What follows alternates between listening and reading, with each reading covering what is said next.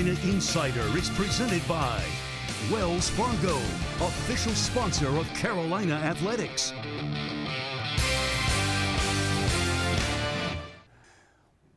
We're back. Time for another edition of the Carolina Insider. My name is Jones Angel. That over there is Adam Lucas, and we're excited to be with you for the next 25-30 minutes or so. A lot of Tar Heel topics to discuss, and we're, of course, brought to you by Wells Fargo. When our communities need us, Wells Fargo is here to help.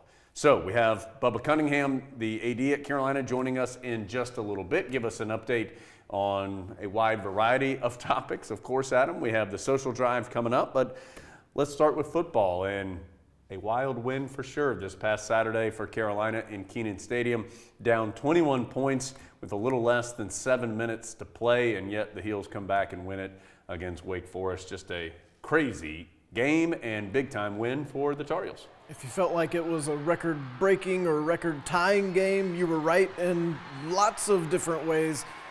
Biggest comeback Carolina's had ties that. Biggest comeback ever at Kenan Stadium for Tar Heel football. And, of course, all sorts of offensive records as lots of Tar Heel individuals had a lot of success in that game, which was a really important win for both the program and the team just as this season goes along. Beating Wake Forest puts that on the right path. The individuals start, of course, with Sam Howell. 550 passing yards for Sam Howell. Great day for him, as you would expect, Jones. Sam Howell, the ACC Player of the Week. Yeah, ACC Quarterback of the Week. Also, the Davey O'Brien National Player of the Week. There you see it, the National QB of the Week, and you see some of those numbers as well. 550 passing yards that Adam mentioned, the 7 total touchdowns, 6 passing touchdowns. The yards, by the way, were the 3rd highest in ACC history, and you see on that graphic that Carolina football sent out, the passing touchdown tied an ACC record as well. Also, Daz Newsome and Michael Carter earned ACC honors for their performance in this game. Newsome with a season high in receptions with 10, a career high in yards, also had 2 touchdowns. Michael Carter, a big day, had a long receiving touchdown in the game. De'Ami Brown, who did not win any of these awards, he had over 100 yards receiving as well. So a massive day for Carolina offensively. And also need to mention Javonte Williams. Adam, Javonte went over 100 yards, had another touchdown in this game, and he was a late add. And it seems to make sense that maybe we'll see him get added to several of these lists as the final few weeks of the season go along, but added to the Maxwell Award watch list, which is given to the Offensive Player of the Year in the nation. Little buzz building about Javonte Williams nationally. We'll see, maybe Doak Walker Award. There's been some talk about him for that this year. That's the top running back in the country. But as we've said on the audio podcast, whatever buzz Javonte Williams wants to get, he has the opportunity here in just about a week against Notre Dame. College football world will be watching. If he has a normal Javonte Williams game, there'll be all the talk about Javonte Williams that you could possibly hope for. That Notre Dame game is next. We'll get to that in a second. Do also want to mention that Michael Carter and Chaz Surratt both accepted invitations to the Senior Bowl coming up. That's always a great way to give yourself one last showcase on the field as a senior. That is something that NFL scouts pay a lot of attention to. And Adam, both those guys are going to have the opportunity at the next level for sure. And I thought really cool for Michael Carter, who said he actually grew up going to that game in person. To now be able to play in it and use that as a springboard to his professional career is great. And a good story on Chaz Surratt this week as people start talking about the NFL draft. A good story online about him and his path to becoming one of the most sought-after linebackers that they'll be in the draft this coming spring. All right, now let's talk schedule because Carolina's next game is against Notre Dame. That is the day after Thanksgiving, Black Friday, so a Friday game. And big-time time slot, Adam, day after Thanksgiving, 3:30, national television. Radio-wise, we'll be on the air at 2:30 to get you ready. And Notre Dame's going to be 1 or 2 in the country when that game occurs, depending on what else happens around the nation, because the Irish are off this weekend as well, just like the Tar Heels, and there will be a lot of attention on that game. Man, if you weren't already mad at COVID, that game is going to really make you mad at COVID, because just imagine what Chapel Hill would be like, what Kenan Stadium would be like for that game on that Friday at 3:30, the day after Thanksgiving. That's the kind of game Mac Brown is trying to build this program to. 7% capacity at Kenan Stadium, the best that will be allowed. So just make do with what you have. The crowd that was there for the Wake Forest game, even though they were small, as Mac Brown said, they were mighty. And Carolina will need to be mighty in every phase of the game because Notre Dame is legitimately good. And then, Adam, the final 2 games of the regular season after the Notre Dame game, there's been a flip. Western Carolina and Miami. Carolina's dates flipping with those 2 opponents. Miami having to shut its program down for a couple of weeks due to elevated COVID numbers. That caused a cascade of changes across the ACC. And Carolina, one of those teams that had its schedule changed. So now it will be Saturday, December the 5th. Carolina will host Western Carolina on that day in Chapel Hill, Saturday, December the 5th, and then Saturday, December the 12th. That will be Carolina's final regular season game. That will be in Miami. So Western Carolina now on Saturday the 5th, at Miami now on December the 12th. So still a lot of football to play, even though we're here at the end of November, getting into early December. Still several games left for the Tar Heels. All right, let's take a look at some other sports around Chapel Hill. And unfortunately, Adam, neither of the soccer teams had their fall seasons end the way they wanted. Women's soccer falls just short in the ACC championship game against Florida State. Of course, a long way still to go, as the NCAA season and the national championship will be decided in the spring. And men's soccer lost in overtime in the ACC tournament to Notre Dame. It was a 1-0 final with an overtime goal for the Irish. And even with that, the men's soccer team still ranked number 4 in the nation. And so not the way those 2 seasons, ACC seasons, wanted to end, but still a lot of action still to come for both those programs. We've talked about it plenty here before, but just such an unusual year in so many different ways. Normally you finish the ACC championship, you're ready to see the pairings for the NCAA tournament. This time you'll come back in the spring, play some regular season matches, then go into the NCAA tournament. Who knows, teams may be different, individuals may be different, but both the men's soccer and women's soccer team going to be on that very short list of national contenders come springtime. By the way, I learned something earlier this week, and I had a different conversation with Bubba Cunningham than the one that you're going to see coming up here in just a few minutes. And he said that actually a lot of soccer programs had been pushing for their seasons to be like it will play out this year. So actually start in the fall, stretch out a little bit longer into the spring because of traditional soccer campaign. You don't have so many games bunched together like they do at the college level. So at least if you're a soccer fan, keep an eye on that. That's something, a little bit of a forced test balloon this year for that schedule, and see if it changes anytime in the future. All right, men's and women's basketball, the recruiting classes coming in, and another great class for the women's basketball team, Adam. Number 2 in the nation. That's now back-to-back classes that have been ranked nationally in the top 10. So Courtney Banghart and her staff doing a terrific job bringing in some high-level talent to Carolina women's basketball. Yeah, as Jen said, this year's class that's now on campus practicing was a top 10 class nationally. So Courtney Banghart really restructuring that program to bring in the type of player that she wants to coach. I think that team's going to be pretty good this year. They've got a lot of home games. Of course, we can't go, more than likely. But they've got a lot of home games before they jump into ACC play. I think the women's basketball team going to be much improved, even just over last year. And the men also signing 2 new players. And Adam, they are both North Carolina natives. Always love getting those in-state Tar Heels. They just have a little something extra. They know what Carolina basketball is about. They many times grew up around it and have a little deeper understanding of it. So looking forward to getting Dontrez Styles and DeMarco Dunn both on campus next fall. Both pretty skilled out on the perimeter and will help Carolina shoot the ball from the outside, which, as we know, something that the Tar Heels can always use more of. And who knows, also that class not locked and loaded. There might be more to come also for both those programs as they continue forward with those recruiting classes and beyond. And of course, it's been such a challenging recruiting time for everybody across the country, having to rethink how you recruit when you can't have official visits, can't go see players play in person. So certainly a unique time for a lot of things, that included. And just to finish things up, Adam, before we get to our interview with Bubba, a quick schedule update for men's basketball. We have learned at least the times of the first 2 home games. Carolina only has 1 home game in November, 1 home game in December, and you see there 6 o'clock, Carolina against College of Charleston. That's coming up soon. It's less than a week from now. It'll be Wednesday, November 25th in the Smith Center, and then the only home game for the Tar Heels in December, a 3 o'clock start against Elon on December 12th, and that December 12th date had suddenly become very busy. If you remember what we just said a few minutes ago, Carolina will now be playing Miami on the road in football that day as well. So there'll be both football and men's basketball on December the 12th. And who knows? Maybe we'll be sitting right back here after those home basketball games.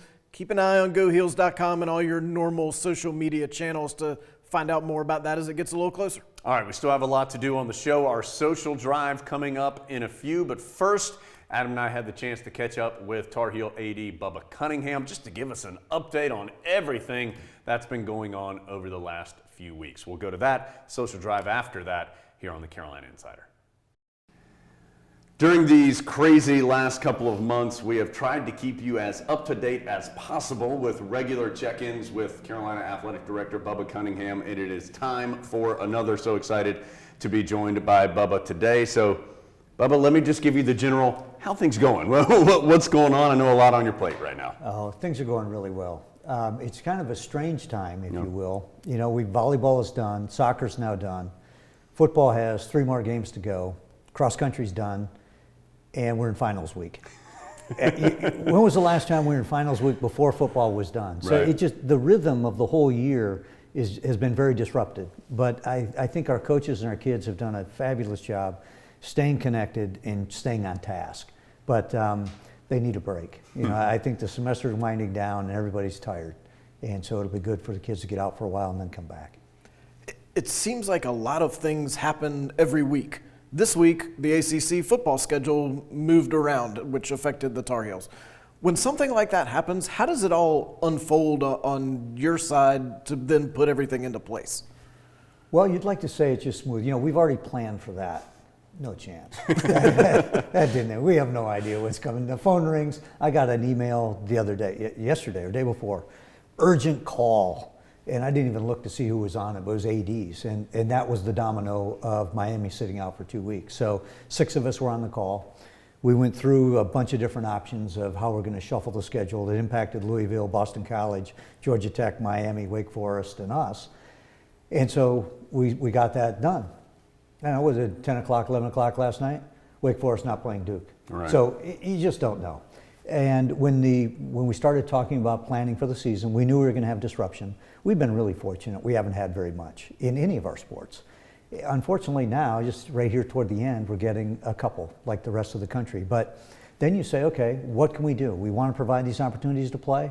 We all have to work together to get some kind of an outcome, and that's what we're trying to do. Fortunately, in this change, ours wasn't too bad. We flipped the Miami game in the Western Carolina, knock on wood, that it stays that way.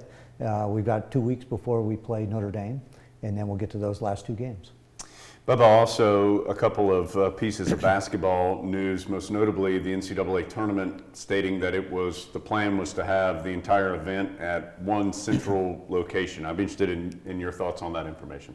Well, I think it's a really smart idea. You know, normally there's 14 cities. You know, you've got Dayton, you have the first and second round sites, you have the regional sites, and then you go to the championship site. So flying all those teams all over the country, 68 teams, it just doesn't seem to make sense. Mm-hmm. The less travel you have, the more you can keep people together, the better. So right now the thought is one city and multiple venues within that city. So you could actually have a progression toward the Final Four within a particular city. But you know, we're all concerned about it. Can we actually do that? Can we pull it off? I think we can. And I'll give a ton of credit to Dan Gavitt and Joanne Scott at the NCAA, Mitch Barnhart, who runs the NCAA Men's Basketball Committee. And they're doing a great job doing a lot of research and coming up with what I think is a good alternative. And you know, maybe for 1 year, it's a great thing to try. I've seen a lot of different court configurations. I've seen different courts, and we'll see how the whole thing comes together. We're getting closer to Carolina basketball being able to play a game. What plans are in place, do we know yet, for fans to be able to come or not come to the Smith Center? Well, I think not come is probably something that would probably be top of mind. We really focus on playing. We're doing everything we can to create a safe environment for the student athletes. So the bench setup, the scorer's table, all of those things will be completely different. The bleachers are going to be pushed back, more spacing. We're down the sideline and around the baseline with some of our team personnel. So what we're going to try to do is get some of our families in. Families of the players is our top priority. The second priority would be our students. Can we get some students in when they come back for second semester? Just traveling from county to county, across state lines, coming together in an indoor facility and then returning to your community just doesn't seem like something we should be doing right now. So, one, can we let the kids participate safely? Can we let their family in? And then when we have a community here on campus, can we get them in safely as well? I think that's probably where we're going to end up throughout the entire season. Bubba, you mentioned several of the fall sports have now completed. How did it go? Just with the protocols, the different safety measures, trying to compete in these unique times. In your opinion, how did all that shake out? I think it went really well. I think the kids have trained and worked hard and wanted to participate. They had that opportunity to participate. Our positive cases were minimal. We traveled safely. Our team meetings, the way we ate, I think was very helpful. And, we got to play a fair number of games. So our fall sports are cut by 20% in the total number of contests they can have. Our spring sports are going to be cut by 10%. We had some ACC championships in the fall, and then the NCAA championships for those fall sports will be in the spring. So I think overall it was a success.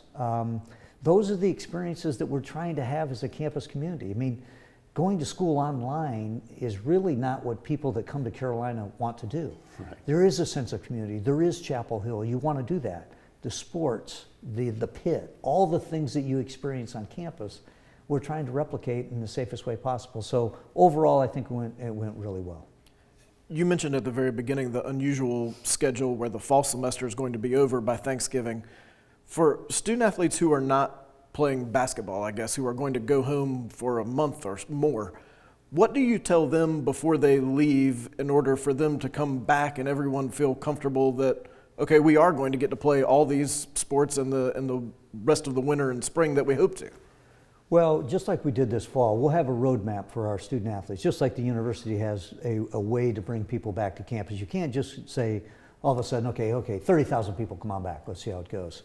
What we're going to do is bring our teams in phases. We'll test them when they get back. They'll have to quarantine a little bit when they're here, and then they can get into practice, and then they can get into competition. So it will be a roadmap and an up-ramp, if you will, to get people back. We hope that they condition while they're off for break. Athlete like yourself, I know how important that is to you over the holidays. I'm in peak never condition break all the routine. time. That's right. And so our student athletes are almost as disciplined as you are, so that'll be an easy thing for them to do. That's my hope. Bubba, I know you have several initiatives that are going on kind of outside just the immediate bubble of Carolina athletics, one of which is a big youth sports initiative that you just recently launched. Tell us a little bit about that and just all these other different things that you have your hands in right now. Well, thanks, Jones. I mean, one of the reasons I love Carolina so much is we have that broad-based program. Sure. And that's what I believe in. I believe in students coming to a university on a scholarship or not, getting a great education and participating in sport. And so sport is central to a lot of things in my life and a lot of other people's lives. And so how do we maintain those opportunities for kids to compete and get that great education? Well, for me, it starts in youth sports. So we've developed a relationship with the National Fitness Foundation and the youth sports program, the youth sports strategy out of the Health and Human Services Department of Education at the United States level. And so we're partnering with them to try to continue to support youth sports in our community. We want those kids to play youth sports, high school sports, college sports. I'm also involved with the USOPC. We want our college athletes to continue to train so that they can represent the United States in the Olympics. So we want to continue to expand that continuum of sport opportunity, the health benefits, the leadership benefits, the teamwork, the socialization skills. All of those things I think are tremendously helpful to our society. Given the pandemic, the race issues, the social issues, the political issues that we have today, sports is a way to bring people together, to build a sense of community and create healthier lifestyles. So to me, youth sports, Olympic sports, University of North Carolina sits right in the middle, and I couldn't be more proud to be a part of it. Bubba, last thing before we let you go, Carolina Victory Fund. What is that? How can people be a part of it? Well, that's a very important fund because that's how we support what we're doing. So without fans at the games this year, we have television, and that's been fantastic because we've shown our kids on live broadcasts, and this building right here provides that opportunity for us to create those broadcasts. But what we don't have is ticket revenue. And the Victory Fund is something that will allow us to continue to offer the 28 sports, to continue to offer those scholarships. And the generosity of our season ticket holders, our Rams Club members, the Carolina community is critically important to the ongoing success of our program. So that is what that fund is about. How do we replace ticket revenue for this year? We know that this year is a tough year financially. We think we can get out of it next year, and the support that we get from our fans and from our alumni is really most appreciated. Busy time, unique time to be sure, but always great to see you. Thanks for giving us a few minutes and keeping us up to date. Well, great being with you guys. I really appreciate what you do. You keep us entertained. You bring back alumni that want to share their stories, and that is the sense of community that goes well beyond the playing field. So thanks for all you do. That's Bubba Cunningham, AD here at Carolina. We appreciate Bubba's time, and our interview, as always, brought to you by Coca-Cola. Coke tastes better together and is a proud partner of Carolina Athletics. All right, time to go to our social drive as we bounce around social media, find relevant Tar Heel topics. And Adam, we start with the NBA draft. Cole Anthony going at number 15 to the Orlando Magic. Let's take a look back at the moment when Cole heard his name called. With the 15th pick in the 2020 NBA draft, the Orlando Magic select Cole Anthony from the University of North Carolina. Hey, I recognize one of those guys. Big group celebrating Cole's selection by the Magic, including Spike Lee, obviously, randomly there. And Adam, great to see for Cole, and we didn't have the interview there, but he was emotional afterwards and clear how much the injury that he dealt with last season affected him. He said it really was a hard year in that regard for him trying to battle through that injury. And so certainly, hopefully he's healthy and has a great career. Changed the year for him and for the Tar Heels. Oh, absolutely. You couldn't get Spike Lee a chair? Spike Lee's got to sit on the ground? Like, that's how familiar we are with Spike Lee. But great news for Cole Anthony. That seems like a good fit for him. Roy Williams now has 33 first-round NBA draft picks in his 32 seasons as a head coach between Kansas and Carolina. So tradition continues for Carolina basketball in the NBA draft. And certainly a tradition of excellence at the point guard position for Carolina basketball, and that includes Marcus Page. I'm not sure, Adam, what language is that? Where is Marcus now? Marcus is in Serbia, and now we know how to spell Marcus Page in Serbian. What we do know is he went 8 of 10 from 3 in this game. There's one. This is just Marcus being Marcus. I mean, look, it looks like just like we saw at Carolina, maybe a little bit bigger and older and wiser, but that's just Marcus being Marcus. What we learned from this video is it doesn't matter what country you're in, what kind of ball you use, what language they're speaking. Marcus Page can shoot the ball and doing very well in Serbia, and he seems to like it and be comfortable over there. All right, let's go from a hot shooting exhibition of Marcus Page, a terrific Tar Heel point guard. Oh, I was going to let us watch one more, but that's all right. To some terrific passes from a Tar Heel point guard as this came out on social media this past week, Adam. And, I mean, this is vintage Kendall Marshall. Part of what made him such a terrific player at Carolina was his vision to do things just like this. And he had a couple of perfect big men, too, in Tyler Zeller and John Henson, who ran the floor at such a high level. This really was the perfect marriage of a point guard who understands how to hit ahead and big men who understand that if they run the floor, they will be rewarded. Both Henson and Zeller, as you see Henson here finishing. Look, you celebrate all you want, John Henson, but you know you were in a dogfight. Just a perfect grouping there, and Roy Williams has really emphasized this to this year's team. You can't ask Caleb Love and R.J. Davis to make passes exactly like this on their first day, but Roy Williams has emphasized the need for the guards to move the ball ahead, and for those, Carolina's got a lot of big men. Whoever runs the floor the best might earn the most playing time. I can watch Kendall Marshall hit ahead passes all day long. He's got to be it's always hard to say the best. One of the best ever to do it at Carolina in that particular skill, right? Oh, I think he is the best at that skill. I don't know who I would put in that group with him. Okay, Adam, this has been something that we've been tracking for a while, of course. If you were with us back in the spring, you remember that Carolina assistant track and field coach Dylan Sorensen broke a world record in the spring for running a mile while dribbling a basketball. That record had since been broken multiple by Jones. I didn't quite get there. I did run a mile dribbling a basketball. Mine was 3 minutes longer than what Dylan was able to do. But since then, Dylan's record has been broken, so he decided to do it again. We talked about this recently with a little bit of a charitable tie as well, asking people to donate money for the Forever Tar Heels campaign. And we've got some video. Dylan earlier this week went out and just barely beat the new world record. Let's check it out.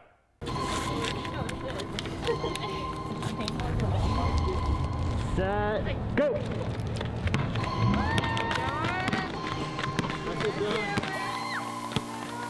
4:33.73. Adam, if I'm not mistaken, the previous record was 4:33.75. So 0.02 of a second, new world record for Dylan Sorensen. Nobody asks you how much did you break the world record by. Right. They just say, are you a world record holder? And Dylan Sorensen today can say yes. Encourage you to go to ramsclub.com and participate in that fundraising campaign because Dylan Sorensen really doing great work for Forever Tar Heels with that event. Yeah, just asking for a $15 donation to match the 15 women's sports that are at Carolina. And of course, that Forever Tar Heel campaign looking to raise $100 million for women's athletics at Carolina. Of course, one of those excellent women's programs at Carolina is women's soccer. Tobin Heath, one of the previous stars for the Tar Heels, now playing for Manchester United overseas. And Tobin had quite a goal a little bit earlier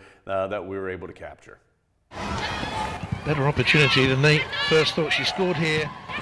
It's Chelsea in the opening game of the season. It's Heath! And she's brought Manchester United back into it. One chance, one goal, quality. Tobin Heath. Adam, I would call that a cracker off the foot of Tobin Heath on that one. You and some other people. Yeah. I would like to have Tobin Heath on the video pod. I think we should try to get her via Skype or whatever. I don't understand how the ball moved the way it did on that goal, but that's why she's Tobin Heath. All right, let's go, sticking with soccer, to Dorrance Field. We found this online earlier this week, Adam, and Bubba Cunningham. See, when you're the AD, you have to make important decisions like asking why there's a red phone at one of Carolina's venues and getting that rectified. Before Bubba Cunningham came in the studio today, we made certain that all the phones were of proper color and artistry, but that's just getting stuff done. He's right. Shouldn't have a red phone. And look, who wouldn't want to have that phone in their either soccer stadium or home? Yeah, a nice move there with the little NC logo too, not just changing the color, but getting the logo on there. Adam, let's go back to last week and the Wake Forest game quickly as we wrap things up here. You may remember that we were able to give away a couple of tickets to the Wake Forest game, and our winner from that game was Luke. Luke sent us a picture and had a great time. We actually heard from Luke a couple of times during the day, sent some pictures, and was very appreciative. He and I believe his mom came to the game, and they had a great time and saw a terrific Tar Heel comeback. Man, that's awesome. And he, as you said, he got to see a game that he'll never forget. Always great to hear from people who say, you don't understand how much I love and care about going to these games. So that warmed our hearts, and so we're going to do it again. Yep. The next football game, Jones, is Notre Dame. Tickets are a little warm. So what we need you to do, subscribe to the audio podcast and listen to tomorrow's, that's Friday's, and we'll tell you how to get your 2 Notre Dame tickets we're going to give away to for the Notre Dame game next Friday. So our schedule is going to get a little choppy here over the next few weeks on the video podcast. We will not be here the next 2 weeks. Next 2 weeks, no show because of holidays, travel, some different things going on. So no show for 2 weeks. Then we're going to be back for a couple of weeks in December before taking another break around the Christmas and New Year holiday. But most important to remember, no show the next 2 weeks, but of course you can still get all your Tar Heel information on GoHeels.com, any of the Go Heels social media outlets as well. And there will still be audio versions of the Carolina Insider podcast coming out regularly during this time. So we look forward to seeing you in a couple weeks on the next video edition of the Carolina Insider. See you later, Big Grit.